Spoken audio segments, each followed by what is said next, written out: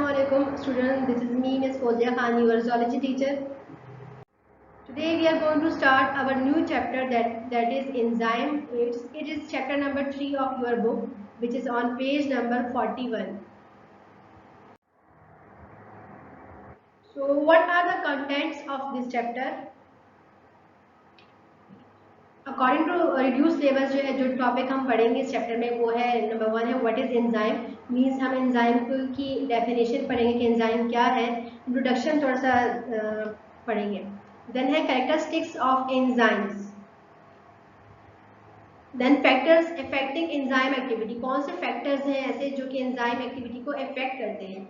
ये 3 टॉपिक जो है हम चैप्टर में कवर करेंगे। बाकी जो है आपका रिड्यूस सिलेबस में इंक्लूड नहीं है, रिड्यूस सिलेबस के अकॉर्डिंग ही हम इस साल भी जो है पढ़ेंगे।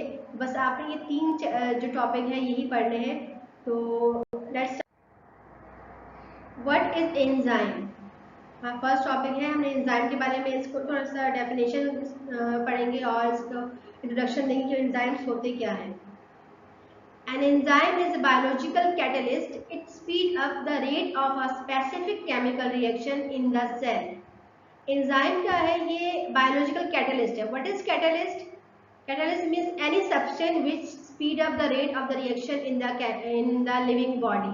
बॉडी में जितनी भी रिएक्शन हो रहे होते हैं, हमारे बॉडी में बहुत सारे केमिकल रिएक्शन होते हैं, उनके स्पीड को बढ़ाने के लिए एंजाइम यूज होते हैं। हमारी बॉडी में डिफरेंट एंजाइम वर्क कर रहे होते हैं। विदाउट एंजाइम जो हमारे बॉडी की जितनी भी प्रोसेस है वो बहुत ज़्यादा स्लो वर्क करेंगे। मीन्स अगर एक चीज़ है उसको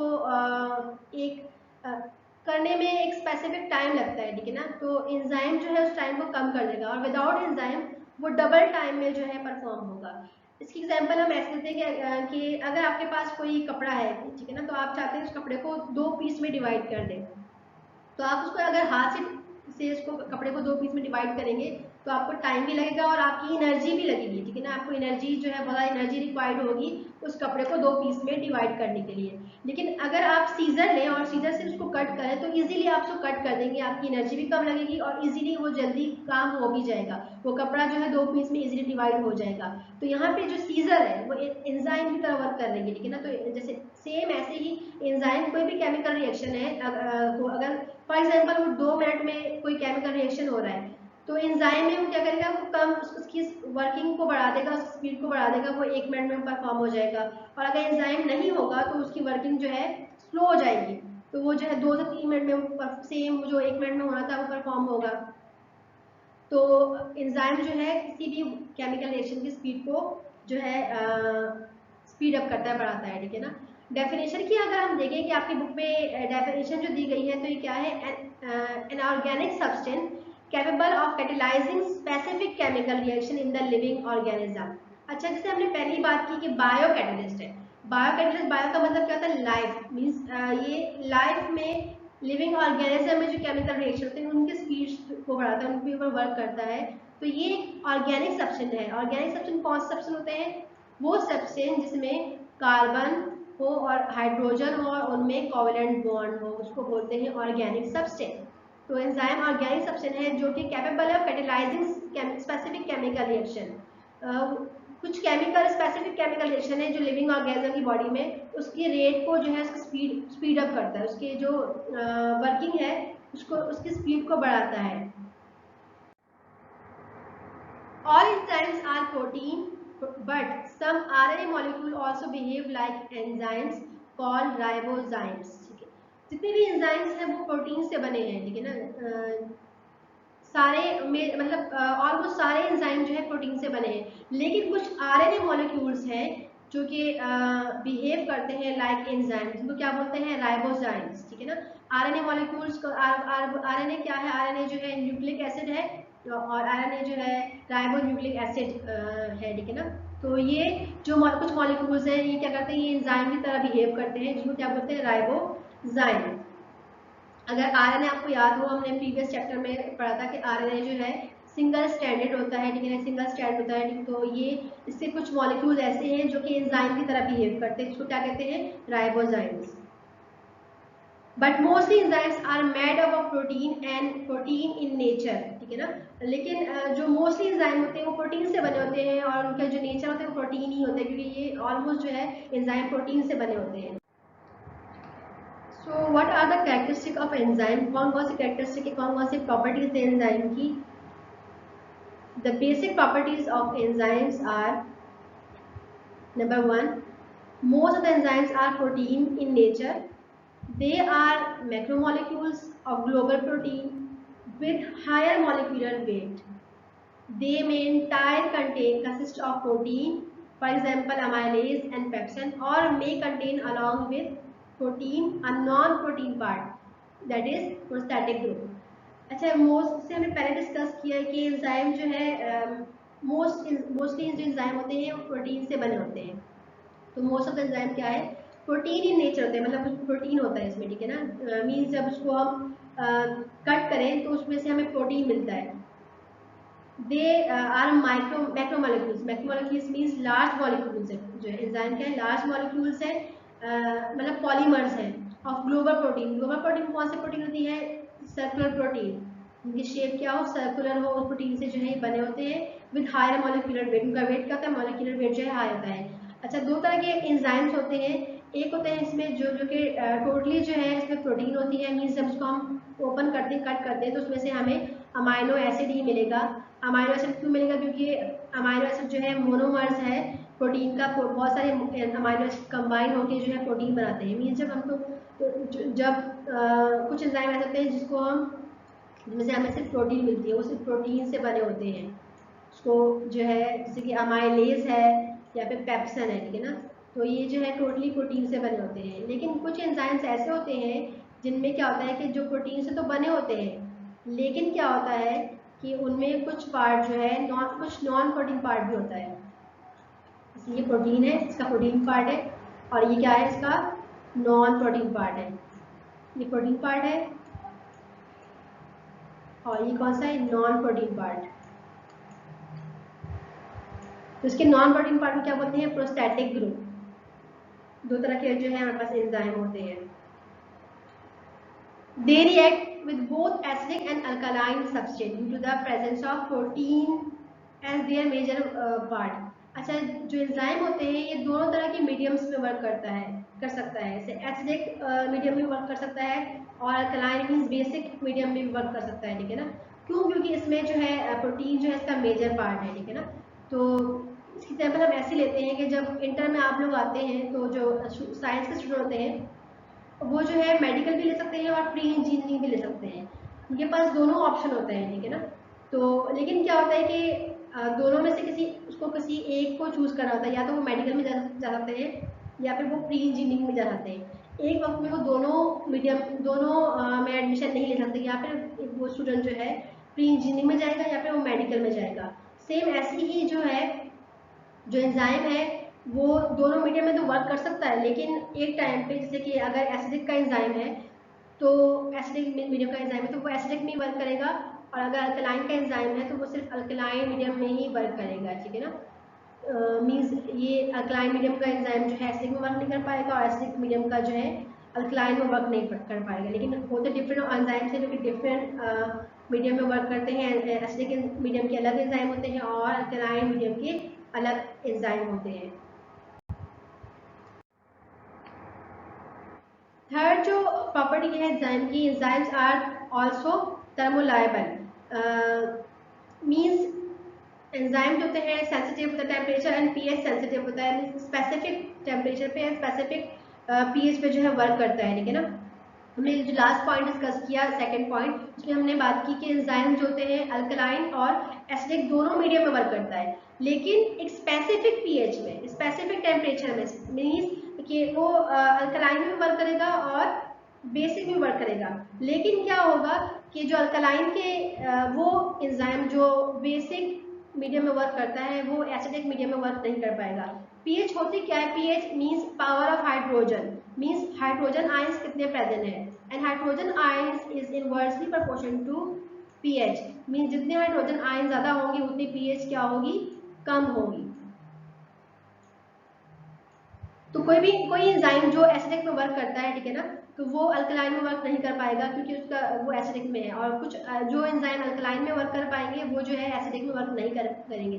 करते डिफरेंट एंजाइम होते हैं, अल्कलाइन के अलग, एसिडिक के अलग। फॉर एग्जाम्पल पेप्सिन जो है, जो कि प्रोटीन को डाइजेस्ट करता है, ये स्टमक में प्रेजेंट होता है, और स्टमक जो है एसिडिक मीडियम होता है वहाँ पे, तो वो स्टमक में वर्क करेगा, उसको डाइजेस्ट करेगा प्रोटीन को। लेकिन अगर उस एंजाइम को इंटेस्टाइन में भेज दिया जाए, क्योंकि इंटेस्टाइन जो है बेसिक मीडियम होता है, उसका अल्कलाइन मीडियम होता है, तो वहाँ पे वर्क प्रॉपर्ली नहीं करेगा क्योंकि वो एसिडिक मीडियम का है, तो वो एसिडिक में ही वर्क करेगा। तो इसलिए कहते हैं कि स्पेसिफिक पीएच में वर्क करता है, ठीक है ना। तो डिफरेंट एंजाइम होते हैं जो कि एसिडिक के अलग होते हैं, अल्कलाइन के अलग होते हैं, वर्क दोनों में ही करता है, लेकिन स्पेसिफिक पीएच होनी चाहिए। अच्छा, स्पेसिफिक टेम्परेचर में कैसे कि टेम्परेचर में, एक स्पेसिफिक टेम्परेचर में एंजाइम जो है वर्क करेगा।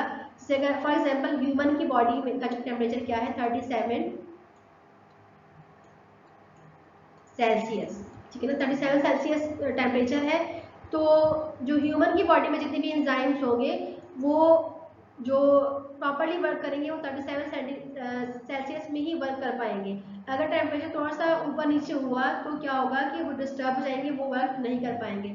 फॉर एग्जाम्पल बॉडी टेम्परेचर अगर 100 पर पहुंच गया सेल्सियस, ठीक ना, तो क्या होगा कि जो एंजाइम, वो एंजाइम जो कि 37 सेल्सियस पे वर्क कर रहे थे, वो डैमेज हो जाएगी क्योंकि टेम्परेचर क्या हुआ, डिस्टर्ब हुआ, टेम्परेचर चेंज हुआ, तो उनकी एक्टिविटी भी डिस्टर्ब होगी, वो भी इफेक्ट होगी। तो इसलिए कहते हैं कि ये जो है स्पेसिफिक टेम्परेचर पे वर्क करते हैं और स्पेसिफिक पीएच में वर्क करते हैं। Number 4 point is they are biocatalysts which speed up the rate of chemical reaction. They are required in very small quantity. अच्छा, they are biocatalysts. Bio means life, catalyst means any substance which speed up the rate of reaction. ठीक है ना, तो ये biocatalyst है जो कि जो बॉडी में केमिकल रिएक्शन हो रहे होते हैं लिविंग ऑर्गेनिज्म की बॉडी में, उनको स्पीड अप करते हैं। तो ये बहुत स्मॉल क्वांटिटी में रिक्वायर्ड होते हैं, ठीक है ना, और ये लार्ज अमाउंट ऑफ सबस्ट्रेट को जो है उसमें चेंज आने के लिए बहुत स्मॉल क्वांटिटी में रिक्वायर्ड होते हैं। अच्छा, कैटलिस्ट की अगर हम डेफिनेशन दें तो कैटलिस्ट वो सबसे होता है जो कि जब रिएक्शन में यूज हो, रिएक्शन में वो यूज नहीं होता, जितना अमाउंट आप रिएक्शन स्टार्ट करने से पहले इसको डालेंगे, यूज करेंगे, उतना ही आपके पास बैग में आएगा, मीन्स वो यूज नहीं होगा, यूटिलाइज नहीं होगा, लेकिन जो सबस्ट्रेट उसमें चेंज लेकर आएगा, ठीक है ना। तो ये एंजाइम है, ये सबस्ट्रेट है, ठीक है ना। सबस्ट्रेट जो है इसके साथ रिएक्ट करता है, तो ये बहुत स्मॉल क्वांटिटी में रिक्वायर्ड होता है एंजाइम, और ज़्यादा सबस्ट्रेट को जो है में चेंज ला सकता है। सबस्ट्रेट क्या है आगे हम डिस्कस करेंगे।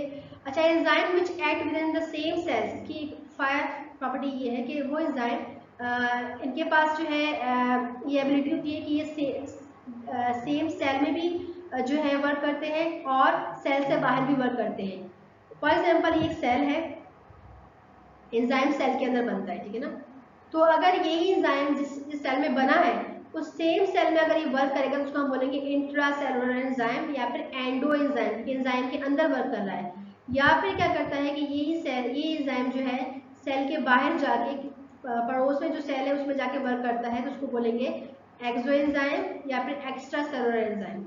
जो जिस सेल में एंजाइम बन रहा है अगर उसी में वर्क कर रहा है उसको बोलेंगे इंट्रासेलुलर एंजाइम्स या एंडो एंजाइम। अगर वही एंजाइम बाहर जाके किसी बराबर वाले पड़ोस वाले सेल में वर्क करे उसको बोलते हैं एक्सो एंजाइम या फिर extra cellular enzyme. Next property है एंजाइम की, they are specific in their nature and their action.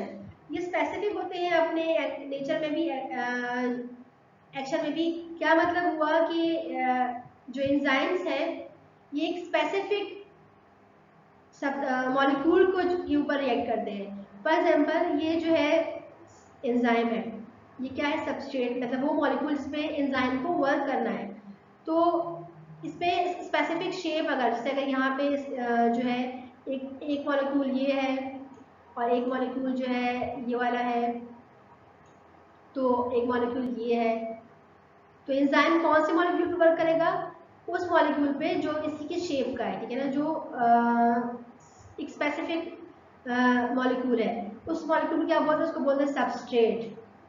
इस पे भी वर्क नहीं करेगा क्योंकि ये सेम नहीं है, इस पे भी नहीं करेगा और इस पे भी नहीं करेगा, जो वो जिसपे फिक्स आ सके उस पे वर्क करेगा, और उस मॉलिक्यूल को क्या बोलते हैं substrate. Substrate on which enzyme act is called substrate. वो सबस्ट्रेट जिसके ऊपर एंजाइम एक्ट करेगा, वर्क करेगा, उसको बोलते हैं सबस्ट्रेट। नंबर 7 जो प्रॉपर्टी है वो क्या है कि एंजाइम के जो मॉलिक्यूल्स है वो क्या होता है कि ग्रेटर इन नंबर, मीन साइज उनका लार्ज होता है एज कम्पेयर टू सबस्ट्रेट, या सबस्ट्रेट का साइज स्मॉल है और एंजाइम का साइज जो है क्या है वो लार्ज है। फॉर एग्जाम्पल टीचर जो है, एक टीचर जो है उसको स्टूडेंट को जो है टीच करती है, तो आप नॉर्मली जो है स्टूडेंट की एज क्या होती है, कम होती है as compare to teacher, teacher की जो है एज ज़्यादा होती है। तो टीचर क्या है, एंजाइम है और इसकी एज ज़्यादा होती है, मीन एंजाइम का साइज जो है वो लार्ज होता है। स्टूडेंट जो है वो क्या होते हैं कि वो जो है उनकी एज कम होती है, या एक सिंगल टीचर जो होता है वो बहुत सारे स्टूडेंट को पढ़ा रहा होता है, ठीक है ना। तो इसकी एग्जाम्पल आप ऐसे दे देते हैं कि जो एंजाइम है वो स्मॉल क्वांटिटी में चाहता है और जो सबस्ट्रेट है वो लार्ज क्वांटिटी में, लार्ज क्वांटिटी में एंजाइम जो है एक लार्ज क्वांटिटी ऑफ सबस्ट्रेट के ऊपर वर्क कर सकता है। एक सिंगल टीचर होती है, बहुत सारे स्टूडेंट को पढ़ा रही होती है, तो सेम ऐसे ही जो है एक सिंगल एंजाइम होता है बहुत सारे सबस्ट्रेट के ऊपर वर्क कर सकता है। अच्छा अच्छा, एंजाइम की एक्टिविटी जो है ये एक्टिवेट होती है, स्टार्ट होती है, एक्सेलरेट होती है कुछ आयंस के जरिए, कुछ सॉल्ट के जरिए, ठीक है ना। उनको क्या बोलते हैं, उनको एक्टिवेटर्स बोलते हैं, जो कि एंजाइम की एक्टिविटी को स्टार्ट करते हैं या उसको एक्सेलरेट करते हैं। जैसे कि यहाँ पे निकल है, मैग्नीशियम है, क्लोरीन आयंस है, मैग्नीशियम आयंस है, ठीक है ना। तो ये आयंस जो है क्या है, ये आयंस जो है एंजाइम की एक्टिविटी को एक्सेलरेट करते हैं और एक्टिवेट करते हैं। नंबर 9 पॉइंट जो है, enzyme contain a reaction side, particular side होता है वेयर एंड सब्सटेंस जो है gets attach, is called as active side. Enzyme में जो है एक पर्टिकुलर साइड होती है, एक रिएक्शन साइड होती है जहाँ पे तक सबस्ट्रेट ना अटैच होता है, उसके अलावा कहीं और जाकर सबस्ट्रेट अटैच नहीं होता, उसको कहते हैं एक्टिव साइड। जैसे कि सेम लाइक ऐसे ही है जैसे कि जो ह्यूमन होता है उसकी बॉडी में माउथ से ही फूड अंदर जाता है, ठीक है ना। माउथ के बगैर जो है कहीं और से जो है फूड एंटर नहीं होता।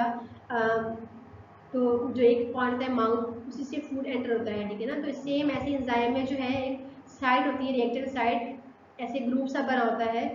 तो जो सबस्ट्रेट है यहाँ पे अटैच होगा, कहीं और जाकर अटैच नहीं होगा, इससे एक स्पेसिफिक पॉइंट पे जाके अटैच होगा। ये देखिए ये एंजाइम का एक एक्टिव साइड है और ये सबस्ट्रेट जो है यहीं पर अटैच होगा, कहीं और अटैच नहीं होगा, और इस साइड क्या बोलते हैं, एक्टिव साइड, जो रिएक्शन साइड है।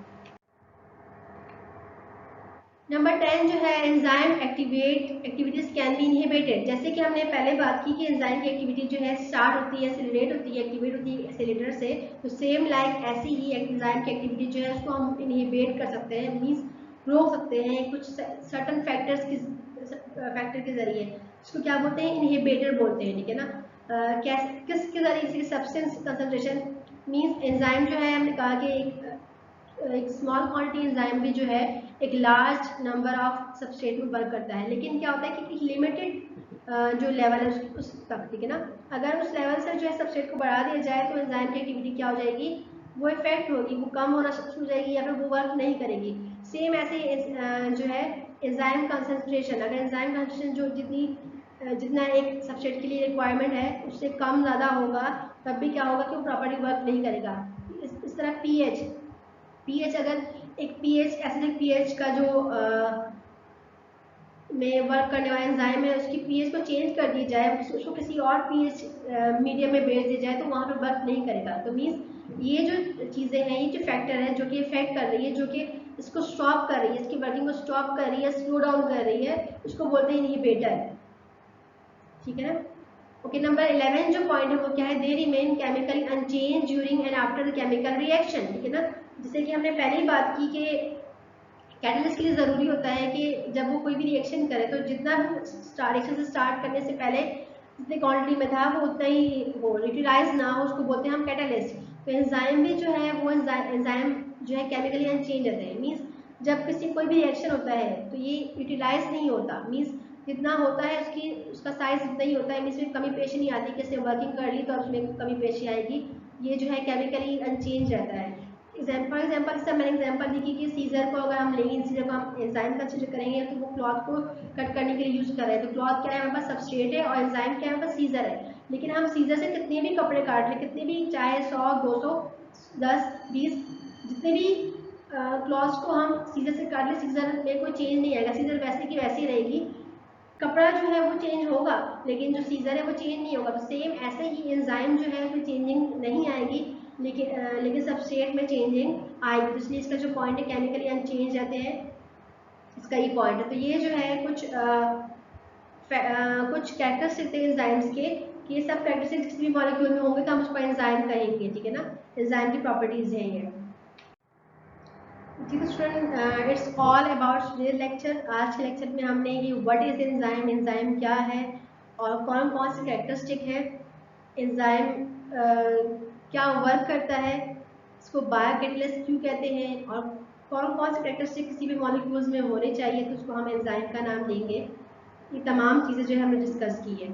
नेक्स्ट क्लास में इंशाल्लाह हम जो है कौन कौन से फैक्टर्स हैं जो कि एंजाइम की एक्टिविटी को इफेक्ट करते हैं, हम स्टार्ट करेंगे कि कैसे जो है कोई भी फैक्टर जो है एंजाइम की एक्टिविटी को जो है किसी भी एंजाइम को डैमेज करता है या उसको इफेक्ट करता है, तो उसको हम डिस्कस करेंगे अपने नेक्स्ट लेक्चर में। तो तब तक के लिए जो है अपना बहुत सा ख्याल रखिएगा और thank you so much and अल्लाह हाफिज़।